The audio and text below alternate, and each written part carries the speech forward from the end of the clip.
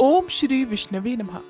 हर महीने 2 एकादशी पड़ती हैं और हर एकादशी का अपना अपना अलग ही महत्व है। मार्गशीर्ष महीने के कृष्ण पक्ष की एकादशी को उत्पन्ना एकादशी कहा जाता है। मान्यताओं के अनुसार इस दिन एकादशी माता का जन्म हुआ था और इसीलिए इस एकादशी का नाम उत्पन्ना एकादशी पड़ गया। मान्यता है कि इस व्रत को रखने से जीवन में सुख और समृद्धि आती है। पौराणिक कथाओं के अनुसार इसी दिन माता एकादशी ने मुर नाम के राक्षस का अंत किया था और एकादशी माता भगवान विष्णु का ही स्वरूप मानी जाती है।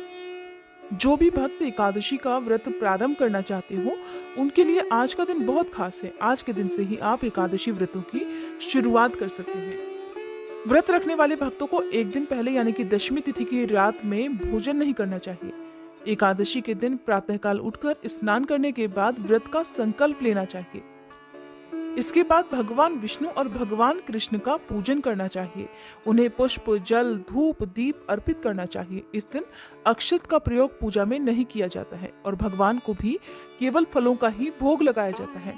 धूप दीपक जलाकर व्रत की कथा पढ़नी और सुननी चाहिए और भगवान विष्णु का ध्यान करना चाहिए। दिन भर उपवास करके रात में पूजा करने के बाद अगर संभव हो तो रात्रि जागरण करना चाहिए, भजन कीर्तन करना चाहिए और अगले दिन द्वादशी तिथि को व्रत का पारण करना चाहिए यानी कि एकादशी का व्रत खोलना चाहिए।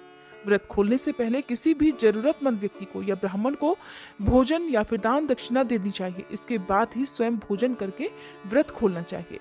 इस एकादशी का मुख्य उद्देश्य मनुष्यों के वर्तमान जन्म और पिछले जन्म में उनके हाथों से हुए जाने अनजाने में कोई भी पाप या बुरे कर्मों से मुक्त होना होता है ताकि इस जन्म में उन्हें फिर मोक्ष की प्राप्ति हो सके। पौराणिक कथाओं के अनुसार देवयुग में मुर नाम का एक राक्षस हुआ करता था जिसने समस्त ब्रह्मांड पर विजय प्राप्त कर ली थी। राक्षस मुर ने देवलोक और देवराज इंद्र दोनों को ही पराजित कर दिया था।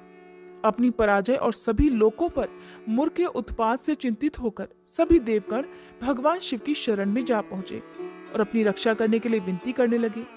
भगवान शिव देवताओं से भगवान विष्णु के पास जाने के लिए कहने लगे कि वही आपकी समस्या का निवारण कर सकते हैं। तब सभी देवता बैकुंठ धाम में पहुंचकर भगवान विष्णु को प्रणाम करते हैं और भगवान विष्णु को राक्षस मुर द्वारा किए गए विनाश और देवताओं को बंधक बना लेने की बात बताते हैं। देवराज इंद्र की दयनीय प्रार्थना से भगवान विष्णु ने राक्षस मुर का वध करने का निश्चय किया। फिर भगवान विष्णु और मुर के बीच में भीषण युद्ध शुरू हुआ, लेकिन भगवान विष्णु द्वारा चलाए जा रहे किसी भी अस्त्र शस्त्र का उस राक्षस पर कोई प्रभाव हो ही नहीं रहा था। इस बात को ध्यान में रखकर भगवान विष्णु ने मुर को मल्ल युद्ध करने के लिए आमंत्रित किया। दोनों के बीच यह युद्ध भी लगभग 1000 वर्ष तक चलता रहा, पर भगवान विष्णु भी अब मुर की शक्ति के आगे थकने लगे थे। तब भगवान विष्णु ने अपनी ऊर्जा पुनः एकत्रित करने के लिए युद्ध भूमि में से दूर एक गुफा में जाकर विश्राम करने का सोचा। गुफा में विश्राम करते करते जब भगवान विष्णु सोने लगे तभी राक्षस मुर भी उनका पीछा करते करते उसी गुफा में आ गया। भगवान विष्णु को सोता हुआ देखकर वह उन्हें मारने ही वाला था कि तभी भगवान विष्णु के शरीर से एक दिव्य तेज प्रकट हुआ और वह एक स्त्री के रूप में परिवर्तित हो गया। तब उस दिव्य तेज ने ही राक्षस मुर को युद्ध के लिए ललकारा। राक्षस मुर ने उस स्त्री की चुनौती स्वीकार कर ली। फिर दोनों में भीषण युद्ध आरंभ हो गया। वह दिव्य नारी अपनी पूरी शक्ति से युद्ध कर रही थी। जब मुर थकने लगा तब इस बात का फायदा उठाकर उस दिव्य नारी ने देखते ही देखते राक्षस मुर का वध कर दिया।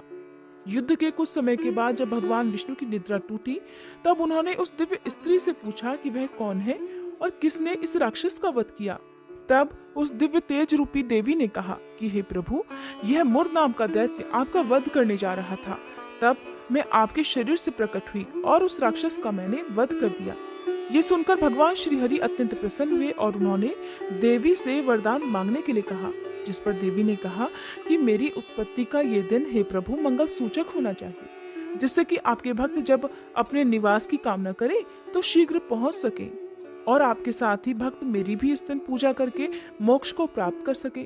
तब श्री हरि ने वरदान देकर उस देवी का नाम एकादशी रख दिया और कहा कि आज से जो भी भक्त मुझे प्रिय होंगे वो तुम्हें भी प्रिय होंगे।